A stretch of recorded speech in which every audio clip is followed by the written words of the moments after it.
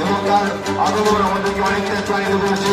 এই মুহূর্তে সেই পতাকা উত্তোলন হচ্ছে রানাঘাটে। সেই স্বাধীন হওয়ার সাথ যেদিন আমরা স্বাধীন হয়েছি 1947 বর্তমানে সম্পাদক অমিত যিনি আছেন এর মধ্যে দিয়ে সকাল ঠিক 9টায় আমাদের এখানে পতাকা উত্তোলন হবে। পতাকা উত্তোলন করবেন আমাদের রানাঘাট তথা নদীয়ার অন্যতম ইতিহাস প্রচুর প্রতিদিন যারা উদ্যোক্তা আছে আমার ভাইরা, তাদেরকে আমি অসংখ্য ধন্যবাদ জানাই। এই স্বাধীনতা দিবস উদযাপন কমিটির অনুষ্ঠান রানাঘাটের বুকে একটা মাইলস্টোন হয়ে থাকে। শুধু স্বাধীনতা তাপসবাবু বলেছিলেন স্বাধীনতা দিবস মানে শুধু পিকনিক নয়, স্বাধীনতা দিবস মানে একটা মামুলি ছুটির দিন নয়।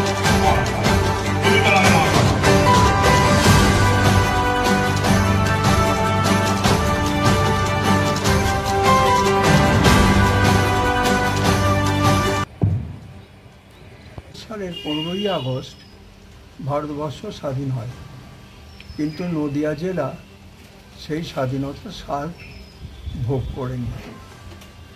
র্যাডক্লিফের ঘোষণা অনুযায়ী নদিয়া জেলা তখন পাকিস্তানভুক্ত হয় এবং বিভিন্ন জায়গায় নদিয়ার পাকিস্তানের পতাকা উত্তোলিত হয়। তারপর আলোচনা চলতে থাকে।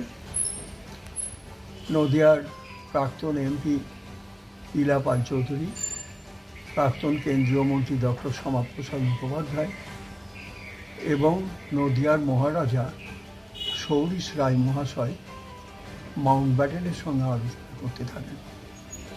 মাউন্টব্যাটেনের গল্ফ খেলার বন্ধু ছিলেন সৌরিশ রায় এবং অবশেষে ঠিক হয় যে নদিয়া জেলা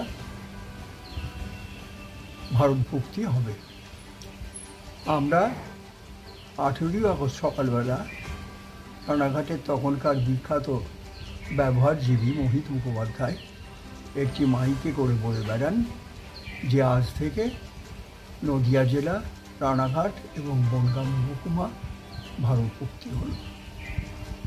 এবং 47 সালে এই জেলাটার নাম ছিল নদিয়া জেলা, নবদ্বীপ জেলা। 47 সালে এই জেলাটার নাম ছিল নবদ্বীপ জেলা। 48 সালের 24শে ফেব্রুয়ারি থেকে এই জেলাটার নাম হয় নদিয়া জেলা। এই হলো নদিয়া জেলার ভারতভুক্তির তাৎপর্য।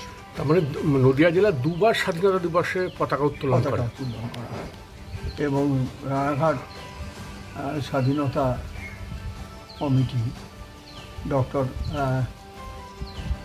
বর্তমান পৌরপ্রধান প্রসূনদেব বন্দ্যোপাধ্যায়ের উদ্যোগে এই দিবসটা পালন করে। প্রসূনদেবের পূর্বেও প্রসূনদেবের বাবা রমণীভূষণ বন্দ্যোপাধ্যায় অনুষ্ঠানটা পালন করতেন। প্রসূনদেব সেই পরম্পরাটা চালিয়ে যাচ্ছে। এখানে পালিত হয় আর বনগাঁতে সাড়ম্বরে এই দিনটা পালিত হয়।